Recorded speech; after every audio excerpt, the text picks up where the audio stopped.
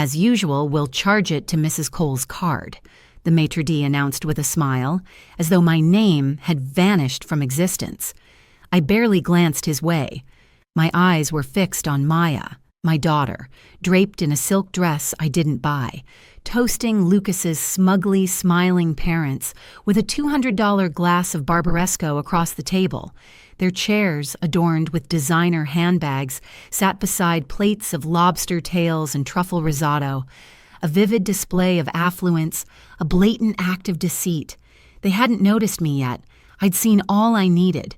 Taking a deep breath, as if bracing against a turbulent sea, I leaned toward the maitre d'. "What's the time?" He checked. 8:51. 9 minutes remained. Stepping out of the bistro, I dialed the number I'd stored 2 weeks earlier. Mr. Alvarez answered immediately. I instructed him to freeze the emergency card at 9 sharp. Not a moment sooner. He hesitated. "Mrs. Reed, are you certain?" "Absolutely," I replied. 9 minutes. That's how long Maya and Lucas had to keep up their charade of a life they couldn't afford. 9 minutes to clink glasses to their delusions, funded by me. I lingered outside, not returning immediately, peering through the window at them like they were figures in a gallery display. They appeared so refined, so confident, so convinced I'd never catch on. That card, my emergency card, wasn't meant for this. Not for lavish wine tastings, boutique outfits, or treating Lucas's parents like royalty. It was for true crises, rent payments, grocery bills. Maya understood that. God, she wept in my arms when I handed her that card after her father passed. I assured her she'd always have a safety net. I never imagined I'd be that net. Now they were chuckling. Maya leaned in, pressing a kiss to Lucas's cheek, as if she hadn't deceived me 3 days prior, claiming they were short on cash and begging me to cover the tax bill just this one time. I almost agreed. Then the alert popped up, one of several. I didn't barge in. Instead, I settled at a corner table with a coffee, biding my time as I had for months. Alone, silently, watching the receipts stack up. At 9, the reality would shift. No yelling, no scene, just a quiet they couldn't afford. This time, I wasn't footing the bill for their deception. They were still laughing when the first charge hit. Through the glass, I saw it register on Maya's face. Then, like a tidal wave, a memory crashed over me. I recalled carrying her to daycare that first day. She was so tiny, one arm looped around my neck, the other clutching my blouse, holding on as if her life depended on it. "Mom," she murmured, her breath warm against my ear. "Don't leave." I kissed her forehead, vowing, promising with all I had that I'd always be there.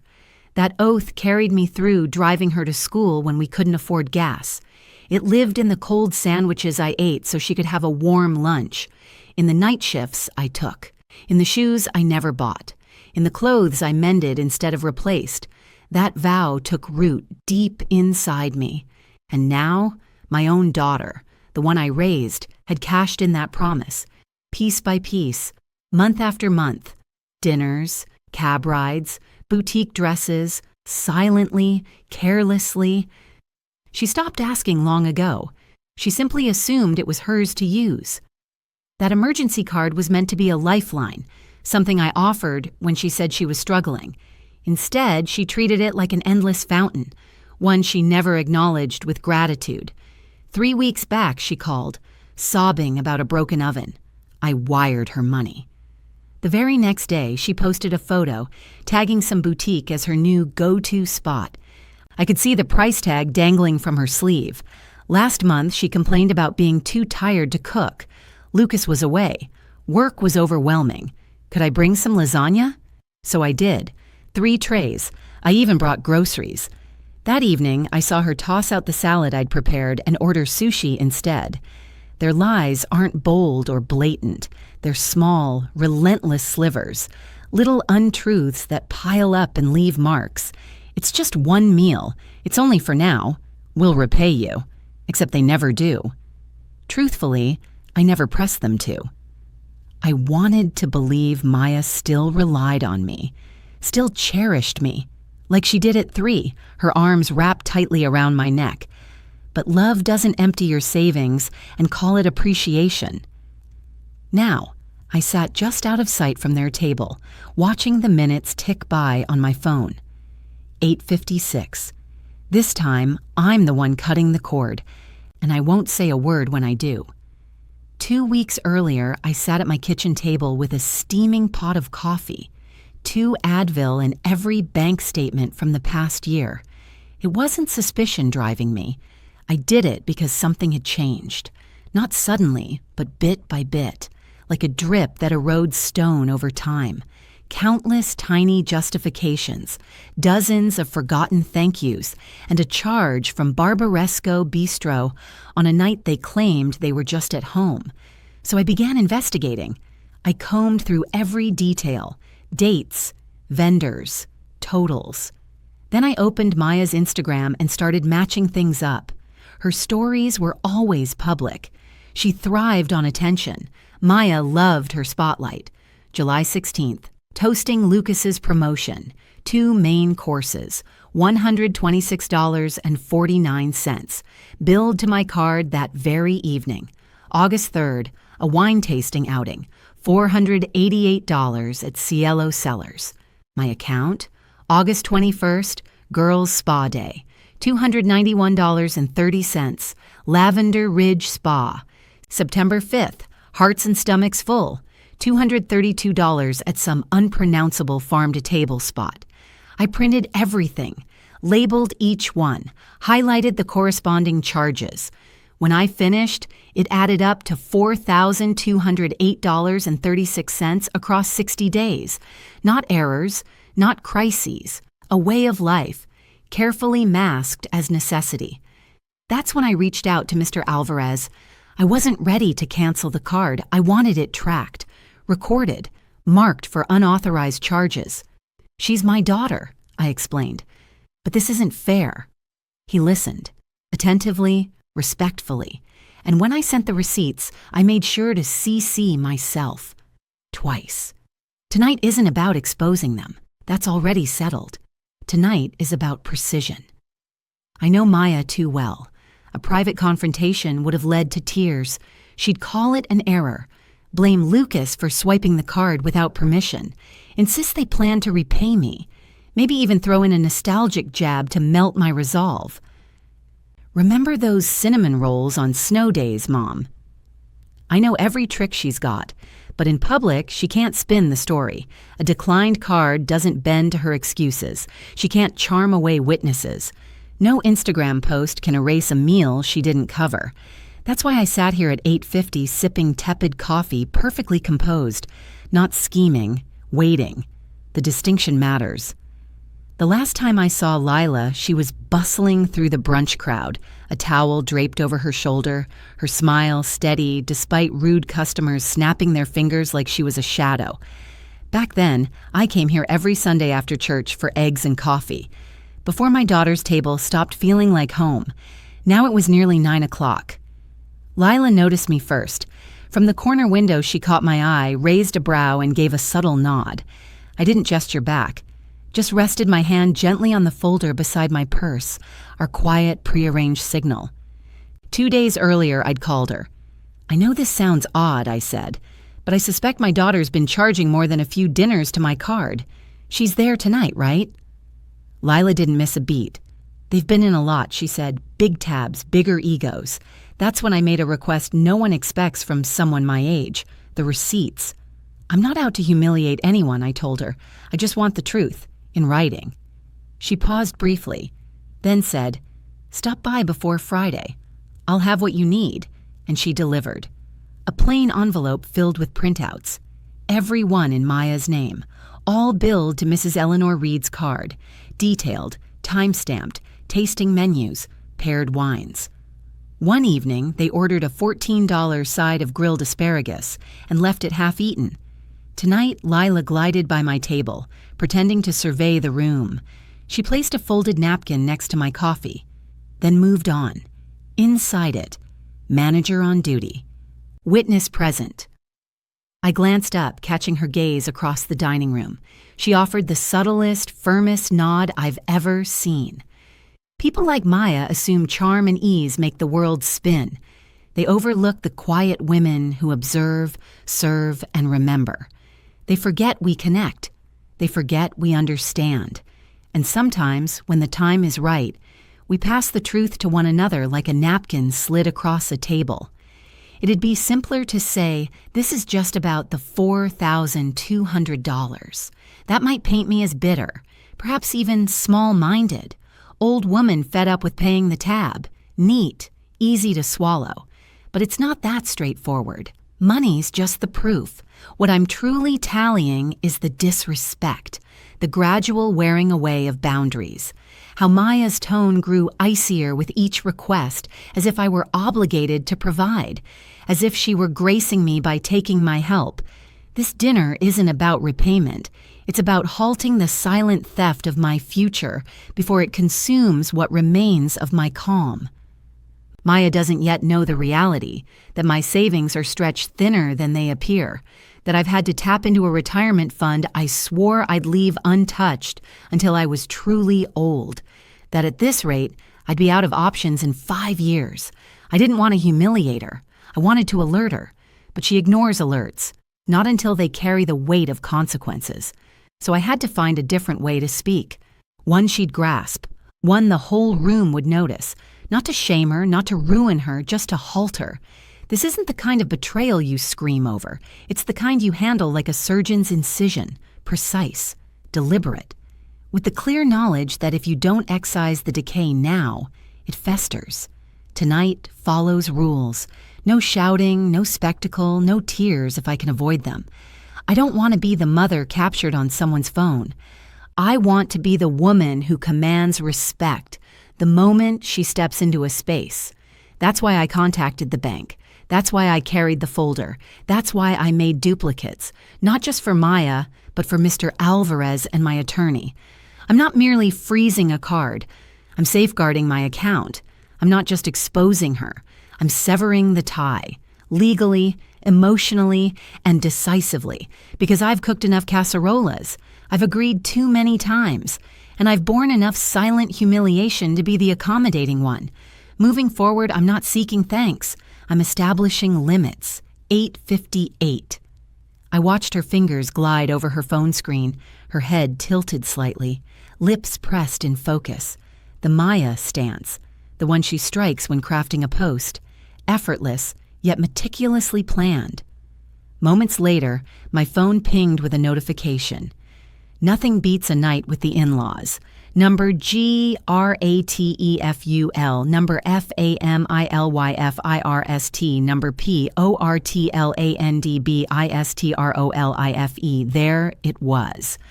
A short video clip of their wine glasses touching. Lobster. Laughter. The Cole parents grinning broadly. Lucas's hand resting gently on Maya's lower back, as if they were starring in some glossy dinner scene from a high-end drama. Naturally, she didn't tag me. I wasn't invited. Just footing the bill. But I've got my own circle watching, my own kind of spectators.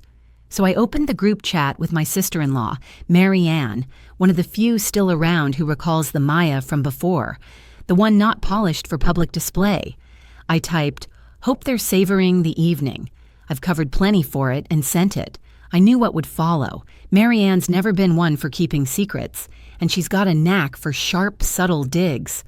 10 minutes later, she liked Maya's post, then added, "So sweet." And after Eleanor already paid for that event earlier today, busy woman.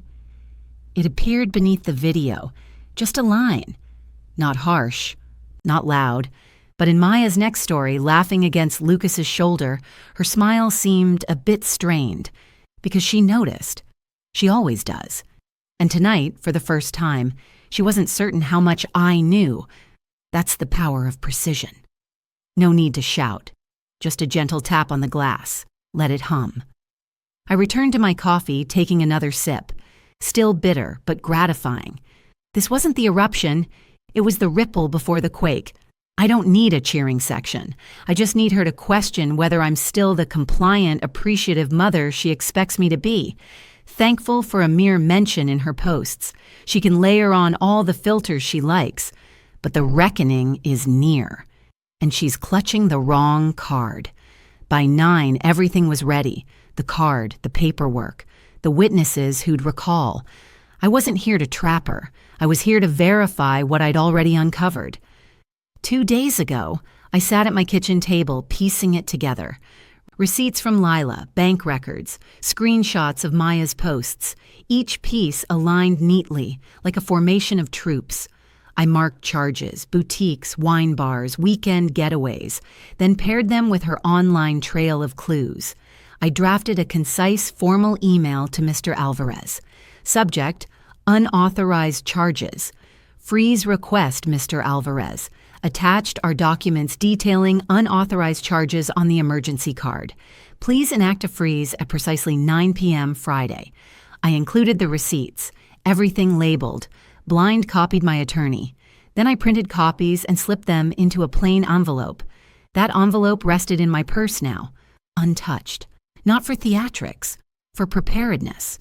Tonight I arrived early, ordered coffee, claimed a table by the wall, not concealing myself, watching. At 8:57, I set my phone face up on the table. Ringer silenced.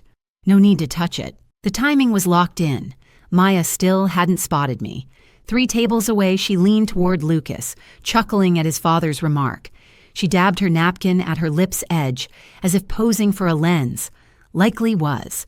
She's always craved an audience. Lila strolled by my table without a fuss, placing a folded napkin next to my coffee. In neat, compact script, it read, "Marco and I will back your story. Time-stamped logs saved." I kept my gaze down, offered a single nod.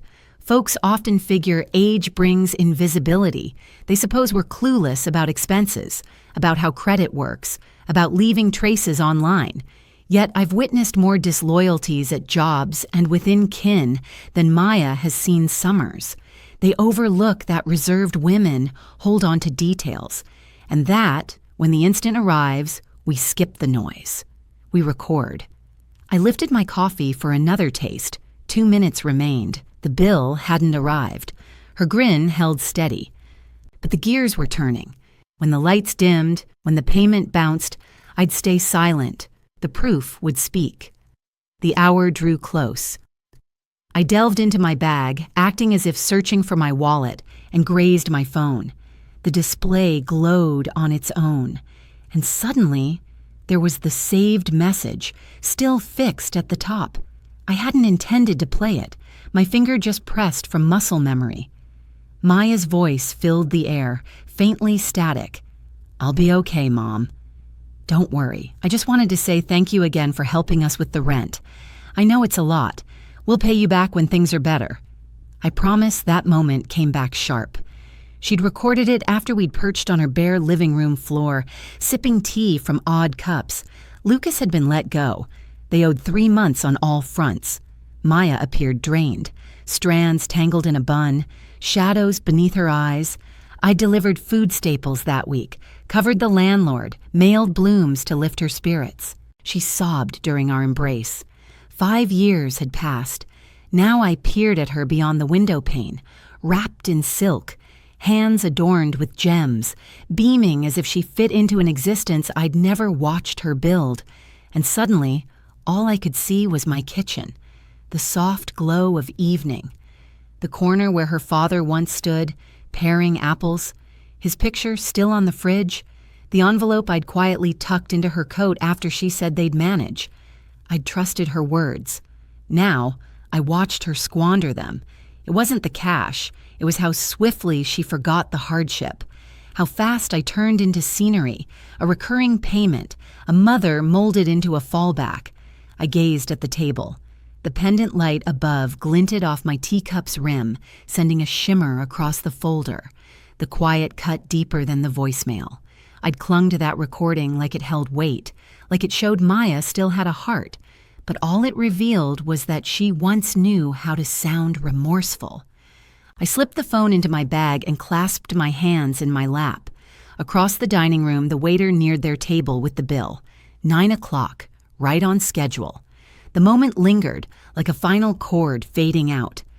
I saw the waiter give a courteous nod, place the folio on their table, and step away. Maya reached for it, all ease and smiles. No pause, no shame, just routine. She didn't even check the card before passing it over. I knew which one she held, the gold-edged emergency card carrying my name despite the fading letters from frequent handling. Lucas reclined in his seat, beaming toward his parents as though ready to unveil a polished closing act. At that instant, my phone vibrated. "Maya? Mom? You coming?" A knot formed in my gut. In an instant, fear gripped me. I wondered if she'd spotted me. Perhaps she intended to depart, or even more alarming, the server might depart with the bill prior to the block taking effect. Yet another alert arrived immediately after. Instagram Maya Cole shared a fresh story. Using one hand, I opened it while keeping my gaze fixed on their distant table. The image showed a treat, a flourless chocolate creation topped with sponge sugar and edible blooms, labeled Perfect Night. Just perfect. Her message wasn't sent due to noticing me. Rather, she aimed for me to witness it, to sense the rejection, the spectacle, an offer to enter a space forbidden to me, neither in body nor in spirit. That message served no casual purpose. Instead, it acted as a stage prompt, a nudge that my place remained on the fringes of her carefully crafted existence. In that moment, the anxiety dissolved. She remained center stage, unaware of the trap. 9:01. The server lingered courteously beside their table, holding the folder. Maya accepted it smoothly, offering a grin to him like the venue belonged to her. Seamlessly, she delved into her purse and extracted the emergency card. My card. Her hand acted on instinct. This wasn't a moment of hesitation. It was second nature. She didn't even glance at the card's name. Lucas, lounging with legs crossed, tossed a wink at the waiter as if they shared some unspoken pact. His mother adjusted her scarf, reaching for her handbag. His father signaled for the valet. No one flinched. This was their norm. I could feel my pulse steady behind my chest, not racing, not frantic, just even, as if it had been anticipating this. The waiter walked off with the card. Maya took a final sip of her wine. Across the room, I swirled the ice in my empty water glass, my gaze drifting toward the exit, as if I might be preparing to go. Then it happened. The waiter returned to their table, card in hand. Maya's face flickered with confusion. He leaned in, speaking softly, too quiet for me to catch, but not for the nearby table. The older woman in pearls tilted subtly toward their exchange. Then the waiter spoke louder, his tone clear yet professional. "I'm very sorry, ma'am." The card was declined. The silence that followed wasn't explosive. It was precise. Maya stiffened. Lucas's brows furrowed. His father looked irritated. His mother cocked her head. Not shocked, not indignant, just intrigued. Maya tried to brush it off with a laugh, but her voice snagged mid-breath. She rummaged in her clutch again, not for another card, for a narrative. A quick lie to stitch up the moment before it stained the tablecloth. Lucas leaned close, murmuring something. She shook her head. The waiter stood patiently, hands clasped neatly. The neighboring table dropped all pretense of disinterest. And me? I reached into my bag, not for my card, but for the envelope. The receipts whispered as I eased them from the envelope, a corner peeking out. No yelling, no dramatic flourish. Just a calm stride across the room, evidence in hand, as the facade finally split. 9:02. The first decline fractured the surface. The second obliterated it.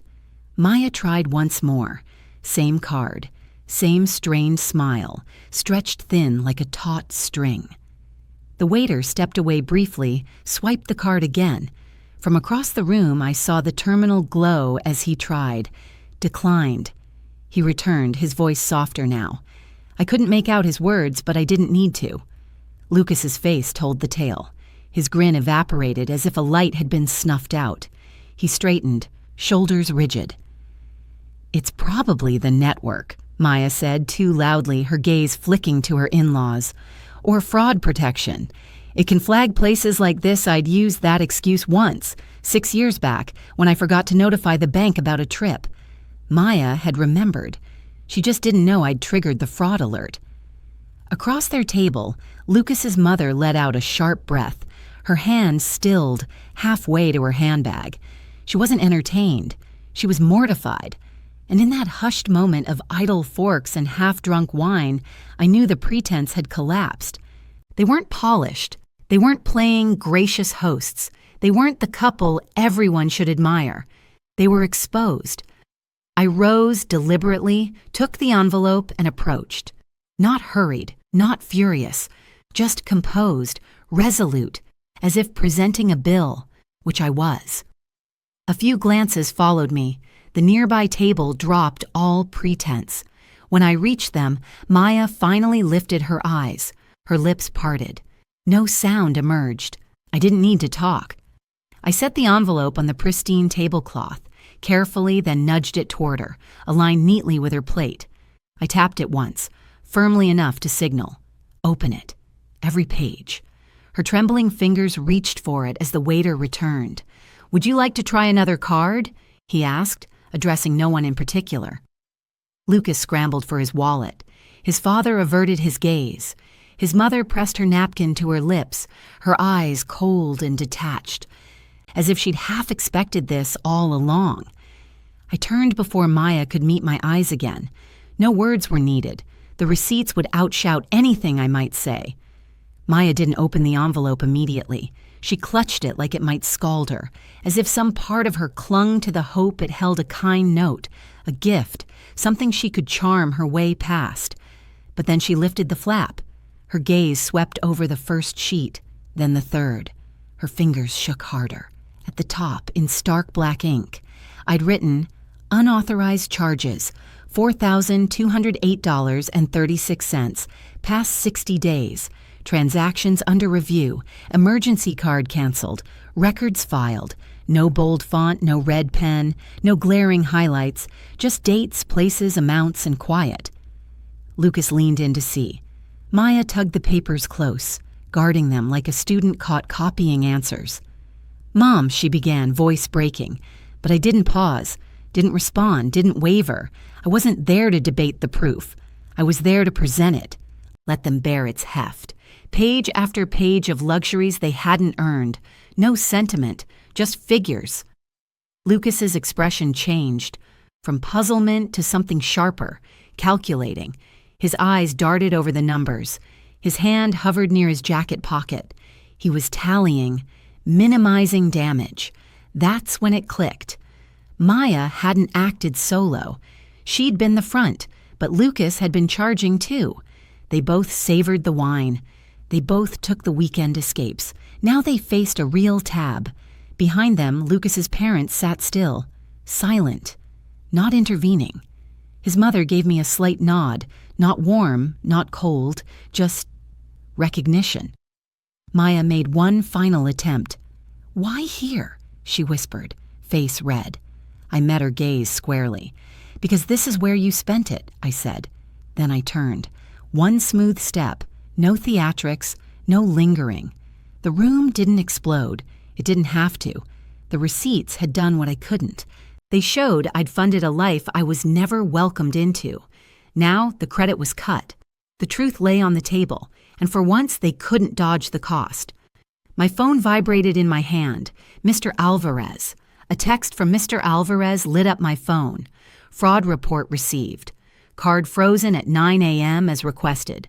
Review in progress. Account flagged. Authorized user removed. I didn't flash the message to Maya. No need. She already sensed it. She wasn't just cut off. She was called out. "Maya," I said, still standing, "you're no longer on the account. The bank will handle restitution for the unauthorized charges. That's out of my hands." Her jaw dropped. Her eyes blinked rapidly, searching for an escape in the air. "This is crazy," she murmured. "You don't do this to family." I tilted my head. "You don't exploit family," I replied, "and you don't spend them." The silence at the table grew heavy. Maya clutched the folio like it could save her. She glanced at Lucas, at his parents, hoping someone still saw her as flawless. But the room had changed. Lucas's mother folded her arms, lips pressed tight. His father slid his wallet out, dropping his card into the folio without a sound. Even he wouldn't bail her out now. That's when I saw it. Not just anger, but fear. Subtle, not theatrical. The first sharp hint of someone realizing the performance had ended. She stood alone on her stage. No applause. I turned to go. Behind me, a faint sound. Cracked. Mom? Wait. Please. But I kept walking. Because I wasn't the one who stepped away first. She was. I didn't linger for the aftermath. I reached the coat rack, deliberately sliding each arm into my jacket. I glanced back once. Enough. Maya sat frozen mid-sentence, receipts scattered across her plate like shattered shards. Lucas sat rigid, arms crossed, while his parents averted their gazes as if distancing themselves from Maya's words, or from what she'd turned into. But it wasn't the quiet that hit me. It was who pierced it. A gentle voice sliced through from the room's edge. "Are you serious, Maya?" Heads turned. Lucas's younger sister, unnoticed until now, like a shadow blending into the wall. She stood just behind their table. I hadn't even noticed her arrival. Slight, pale, dressed plainly, no flair, no gloss, but her tone cut clean. "I told you not to pull her into this again," she said. "You gave your word." Maya looked blindsided. "Jess, what are you—" Jess didn't let her finish. "I was at Mom's last month when you called Eleanor." "About the broken oven. You were in new boots, sipping sparkling water like it was champagne." She turned to Lucas. "And you." Claiming you were working late. While you two were off in Cannon Beach, Jess's voice stayed level. No theatrics. She was through. "I'm not covering for you," she said. "Not tonight." Not ever Lucas's mother murmured something then. I didn't hear it. But it made Lucas wince, and it made Maya shrink like a napkin swept off the table.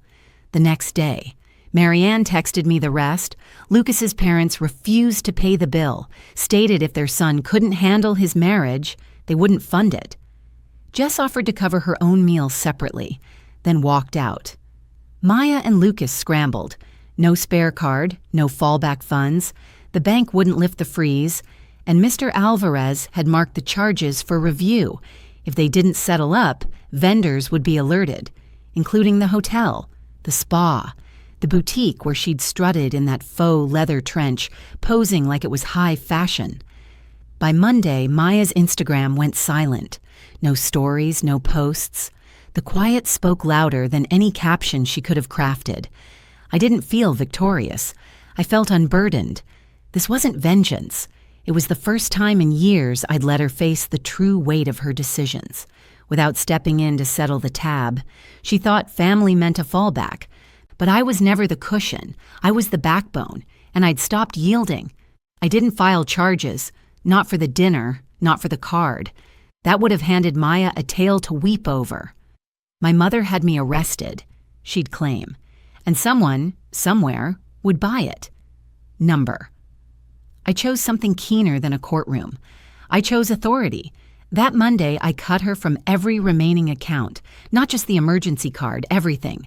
She lost access to the utility autopays, the emergency login for the rainy day CD, the overlooked entry on the mortgage, where her name had lingered for ease. I personally called Mr. Alvarez, requesting all records. I wanted every charge she'd made, compiled, detailed, and marked for review.